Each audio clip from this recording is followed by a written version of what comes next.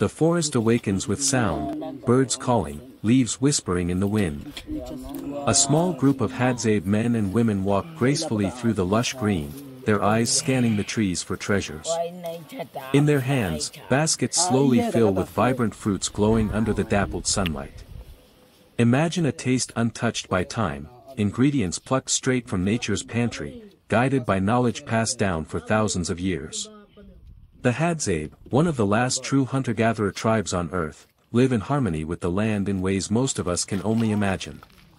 Every fruit they pick, every hive they climb, tells the story of survival and tradition woven into their daily lives.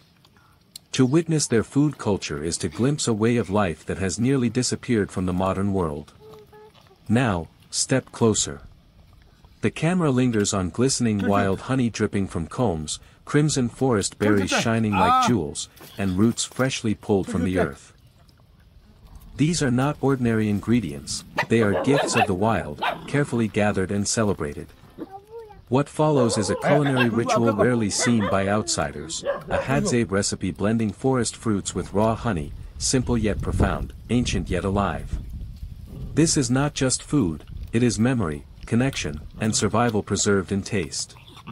Prepare to witness an intimate moment with the hadzabe tribe, a feast that carries the flavor of history itself, wide-shot, lush African forest. Sunlight cuts through the canopy. The hadzabe walk barefoot, their movements calm but purposeful. Opening the unseen world. Imagine a taste untouched by time. Ingredients plucked straight from nature's pantry. Contextualization. Close-up, hands reaching for bright berries, children carrying woven baskets. The hadzabe are one of the last true hunter-gatherer tribes on Earth. Their way of life, nearly unchanged for thousands of years, offers us a rare glimpse into humanity's ancient bond with nature. Building anticipation. Camera pans across a beehive in the crook of a tree. Honey drips like liquid gold. A hadza climbs swiftly, retrieving the hive with ease. Here, food is more than survival, it is tradition.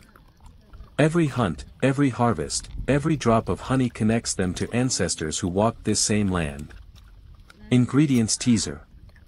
Slow-motion shots, wild honey glistening, crimson berries tumbling into a basket, roots brushed clean against stone. Glistening wild honey, exotic berries, and fruits of the forest, simple, pure, untouched. Together, they form the foundation of a recipe as rare as the tribe who keeps it alive. The dish revealed. The hadza gather, mixing honey with fruits. Children laugh, elders taste, sharing is central. This is not a recipe you'll find in cookbooks or kitchens. This is living heritage, a culinary tradition passed from generation to generation, kept alive through the rhythms of the forest. 2:10, closing reflection. Final.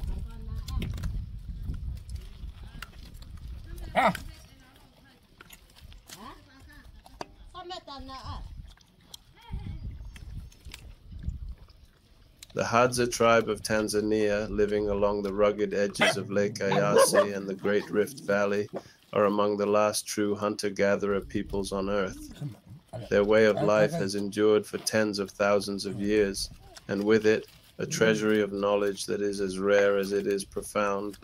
Among the many strands of their cultural wisdom, traditional medicine stands out as one of the most sacred, practical, and deeply respected.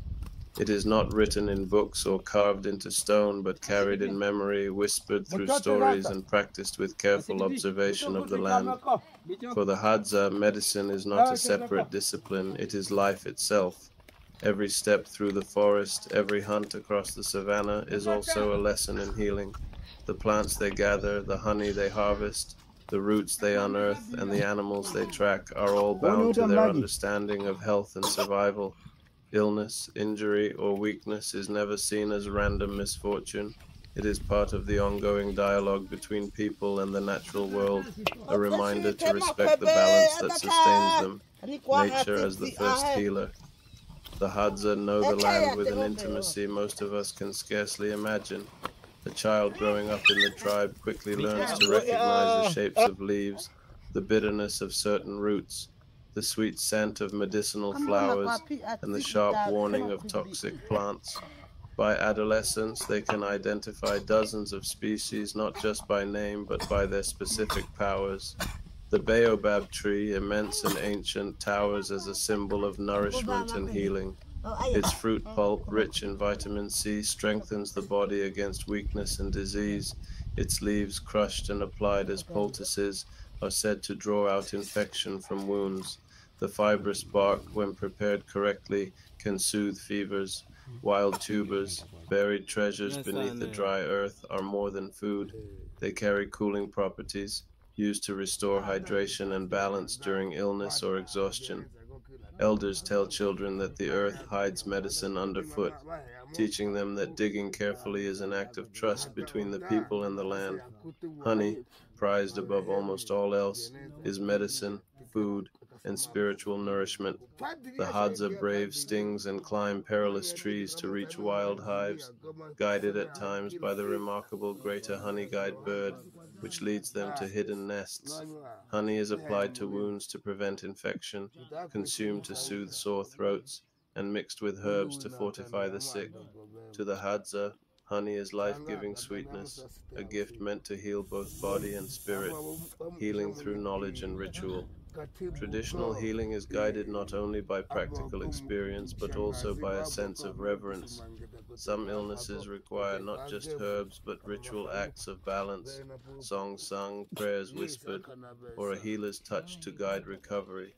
The healer, often an elder who has spent decades listening to the land, becomes a bridge between knowledge and spirit. For stomach pain, bitter roots are chewed directly, their taste both remedy and warning that strength comes with discipline. For respiratory issues, leaves are burned and the smoke inhaled to clear the chest. Fever is treated with infusions made from bark, brewed into strong earthy teas that purge sickness through sweat. Yet even as these remedies heal, they are not extracted carelessly. To take medicine from nature is to engage in relationship. Only what is needed is gathered, and often words of thanks are spoken. This way, the land is never stripped, and future generations will find the same abundance. Medicine is cultural memory. Each plant, each remedy, carries a story. Elders tell of how ancestors discovered a certain root during a time of famine, or how the bark of a tree cured a fever that once swept through the camp. These stories are not mere folklore. They are records of survival, encoded in narratives so that every new generation will remember. At night, around fires that flicker beneath the open stars of the Rift Valley, these teachings are passed on. Children listen as their grandparents describe the properties of plants, recalling how the Hadza have walked these same lands for millennia without losing their way. In this way, medicine is not only healing but also identity, a thread that ties each person to their ancestors and to the earth itself. A lesson for the modern world. In today's world, where synthetic drugs line shelves and urban life often severs our bond with nature, the Hadza stand as living reminders of a different path. Their knowledge shows us that healing need not come only from laboratories, but can also be found in roots and leaves, in honey and water, in the wisdom of observation and respect. To walk with the Hadza is to be reminded that health is not just the absence of sickness, but harmony with the rhythms of the land.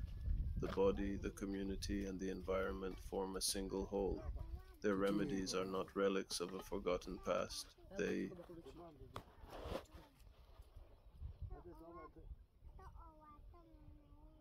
Mediation and conflict resolution. Women often act as mediators within the family and community, helping resolve disputes and maintain harmony.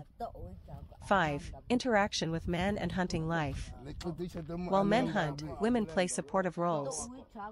Assisting hunters, women may help with tracking, skinning, or preparing hunted animals.